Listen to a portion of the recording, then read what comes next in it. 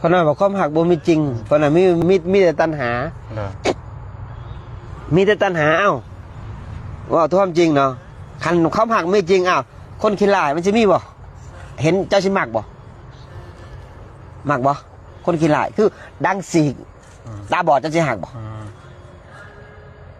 หักบ่มันก็บ่หักมันบ่ถ้าคนงามเด้โอ้ยคืองามแต่คือมักอันนี้เขาเอิ้นว่าตัณหาเลยขนาดเห็นคนงามๆเลยมักเลยหักพอไปเจอคนใหม่ก็มักคนใหม่อีกนั่นคือตัณหาขนาดความหักแท้จริงคือพ่อกับแม่คือความเมตตาอันนี้คือจีรังแน่นอน1,000,000%ย้อนยังเขาหน่อยไปเห็นในพีภาษาเห็นชัดเจนเลยเขาหน่อยตะกี้เขาหน่อยกับว่าความหักมีจริง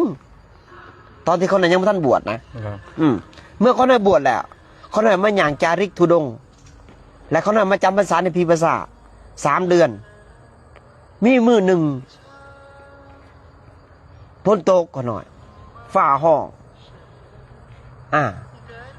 ตอนที่บ่าย3มันยังเขากำลังอารมณ์เขาหน่อยอารมณ์ช่วงบ่ายโมงเนาะบ่ายโมงมาหอดพีภาษาบ่าย2บ่าย3เห็นวันที่แหละประมาณบ่าย3ผู้เมียน่ะก็ให้แล้ว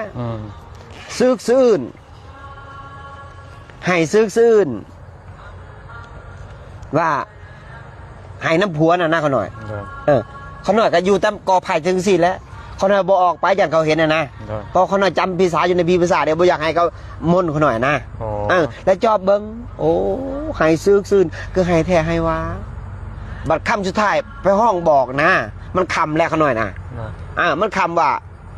ผัวเอ้ยเมื่อจะตายไปแล้วเจ้าก็ชวนเจ้าคอยก็อยู่ส่วนคอยคนนอกก็เลยพิจารณาว่าใช่ว่าคอหักกันแท้คือย่านยังย่านผีมันย่านผีผัวตัวเอง